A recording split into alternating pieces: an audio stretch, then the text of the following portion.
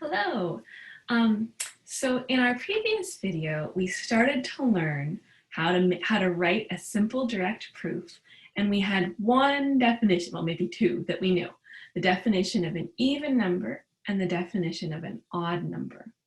Today we're going to continue our study of practicing how to write direct proofs, and we're also going to sort of generalize that definition of evenness to, in general, divisibility. So what we're studying right now, we're doing two levels. We're learning how to think with definitions, and the definitions we're learning to think with come from the area of number theory, which is the study of the integers. So we're going to think really carefully about how the integers work, sort of when we do arithmetic. Okay, so these are our learning objectives. We're going to understand the definition of divisibility, understand what it means for two sets to be equal, and learn how to prove that one set is a subset of another.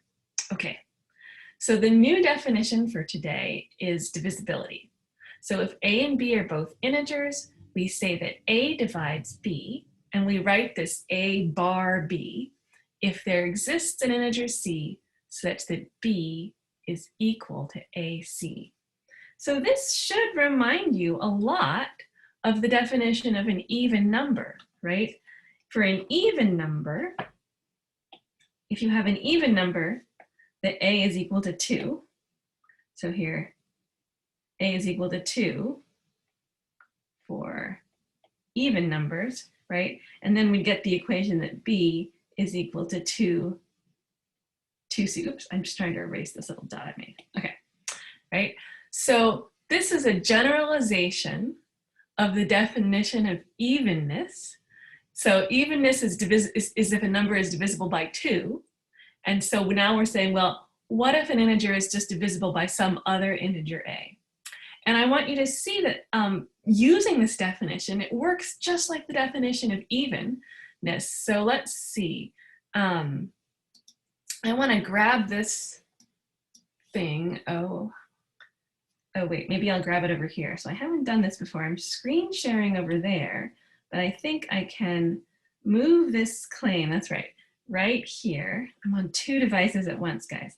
I'm on a desktop for Zoom and the iPad for this. All right, so I want to do an example to show you that the definition of even and the definition of divisible work very similarly. So this is the generalization of the claim that we proved in the first video, that if m and n are even, then m plus n is even. So here we're proving if m and n are divisible by a, then m plus n is divisible by a. So let's prove this claim. Again, we're going to signpost where we think our proof is starting, and we're going to follow that direct proof poem, okay? We're going to write down what we want to show. We're going to use what we know, which in this case is the definition of divisibility. Then we're going to do a short computation, and then we're going to finish by writing down an interpretation of that computation that is a conclusion for us. And we're going to do it all in paragraph form, okay?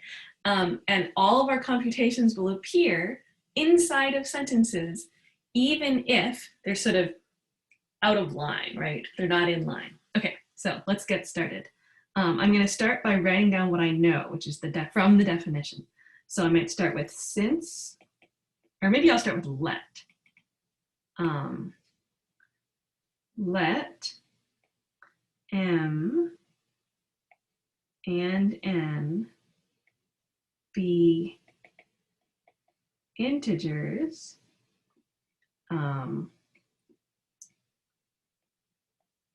that are divisible by a, and then I'll say, therefore, by. Now, if I were writing this for homework, I wouldn't write shortcuts, but sometimes when I'm in class or writing on the board, I'll use abbreviations for words instead of writing them full out. Therefore, by definition, there exists integers, and I have to give them different names now, maybe K and L, and I have to give them names and tell you where they live. Okay, they live in the integers. Such that, and so now the definition is going to give me two equations, and I'm going to use those equations inside my computation, okay? So such that M is equal to AK and N is equal to AL. All right, so now I have to do a computation, and I have to remember I have to put that computation inside of a sentence. So I'm going to do since. I'm going to know where I'm going in advance. Okay, so I'm going to say since. So since I want to make a conclusion about M plus N, so that's what I want to compute. Since M plus N is equal to AK plus AL, and that's, now I'm going to factor out the A. So since M plus N is equal to AK plus AL, and that's equal to A times the quantity K plus L, comma, and K plus L is an integer, comma, by definition, A divides the quantity M plus N. And we're done. Okay, so if you look back in the at the notes from the other video and see how we proved that if M and N are even, then M plus N is even, this is really the exact same proof. And then you can go back and you can say, wait, you know, all the things we proved about even numbers, you can ask yourself, you can do this wondering kind of question, right? You can say, I wonder how many of these things are true for the statement, like if using the definition A divides B, right? And you can go, oh, wait. And then you can get a whole new bunch of claims and lemmas and theorems, right? And this really is how math is discovered and how research goes, right? You do one thing and then you say, wait, I think I can do that more generally. And you say, oh, I wonder how many of those things that I did are still true in this more general situation. Okay, so now you've seen the definition of divisibility, and you can guess that if you want to sort of think about how to write a direct proof using this kind of definition, there are a whole bunch of things you can try to prove now. Okay, and these proofs, while they seem really maybe like small facts, when you put these facts together that we're proving in class, they're really telling you something about the structure of the integers, okay? And you'll see later on, if you take abstract algebra, oh, these are the things you need to prove to really understand this the algebraic ecosystem of the integers, okay, and their variance. So I also want to tell you about what it means to prove that two sets are equal or that one set is a subset of the other. So for this, I want to think of, we're sort of have to learn a new proof technique. And this is the idea that what it means for two sets A and B to be equal is that A is a subset of B and B is a subset of A. Okay, if A is a subset of B and B is a subset of A, it means that they have exactly the same elements. All right, so what we really need to do then is think, well then, how do I show that one set is a subset of the other?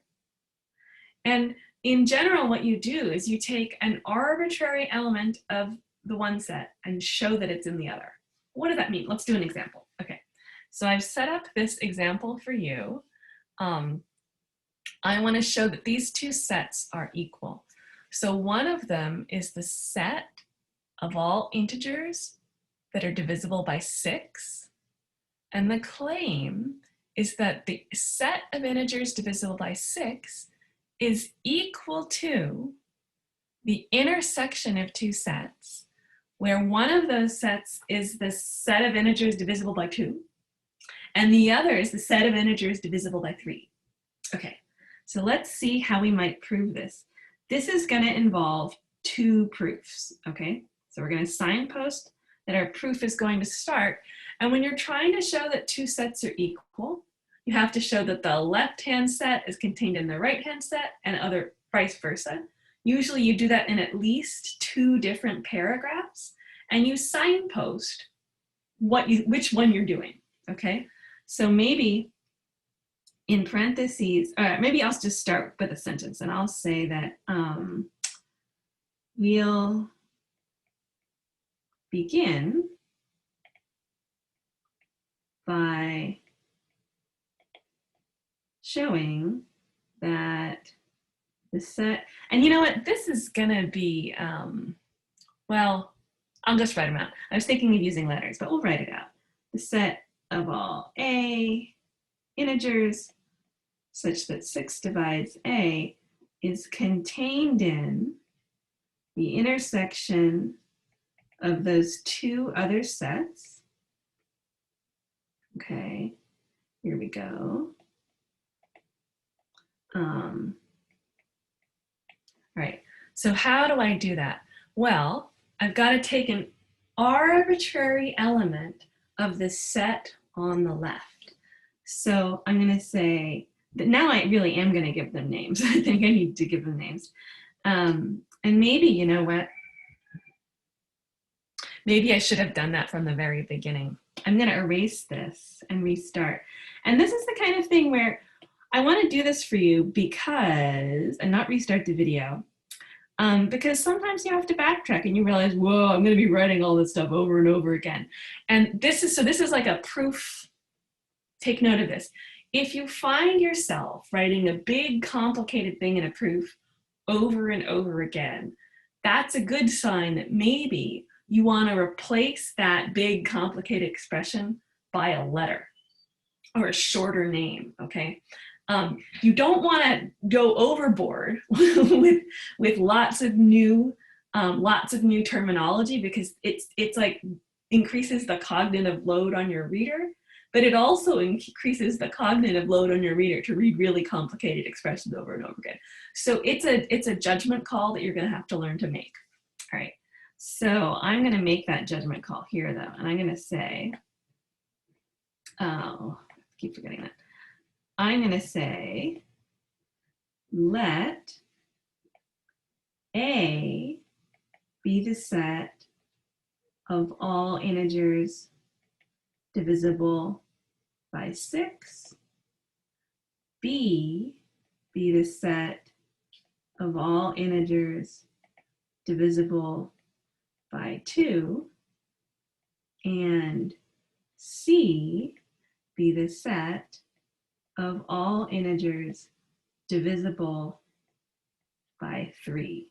All right, so I'm going to show, now in my second paragraph, I'm going to say, first, we'll show that A is a subset of B intersect C. And I think that's more readable than writing out the long sets, okay? So to do that, I start by saying let A be an arbitrary element of A, okay?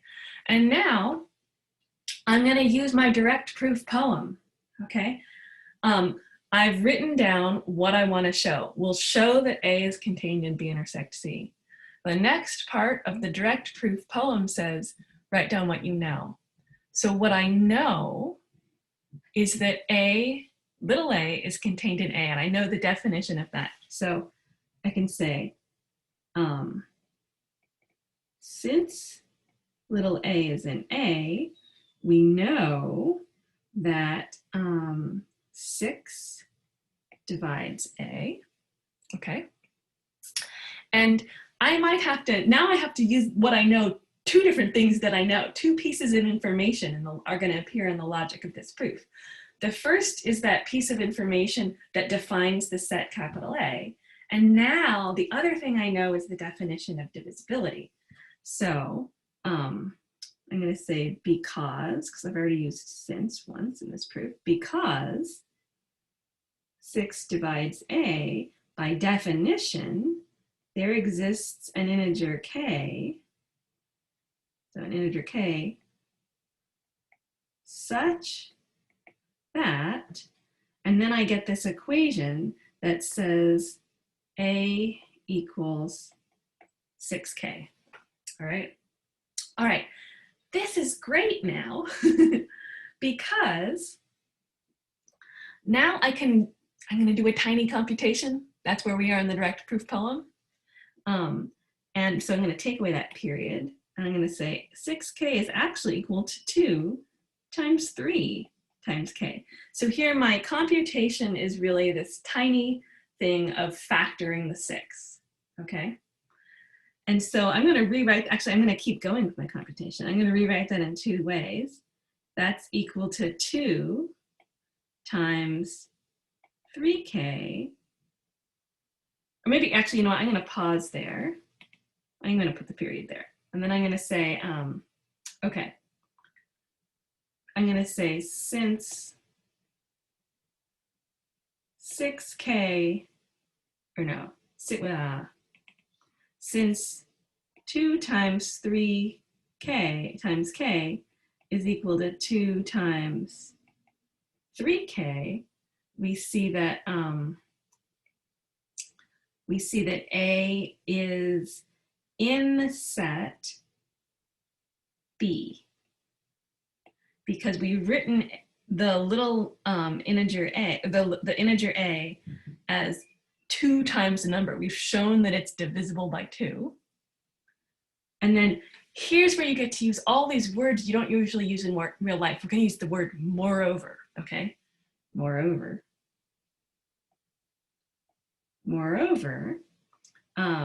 2 times 3 times k is equal to 3 times 2k.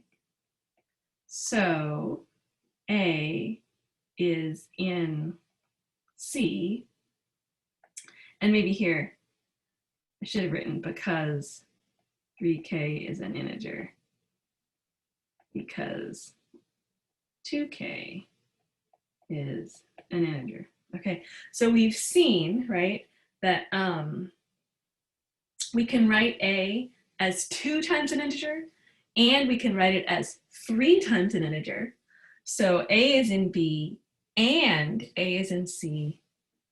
Thus, A is in B, intersect C, and therefore A, the set, is contained in the intersection of B intersect C. Okay, so this is just, ooh, oh dear, let's see. You can't see some of my screen. I'm gonna stop the screen share. Let's see, and I'm gonna zoom. Whoa. Huh. All right, so the browser, that didn't quite show the whole thing. So this is half of the proof we wanted to do. So showing that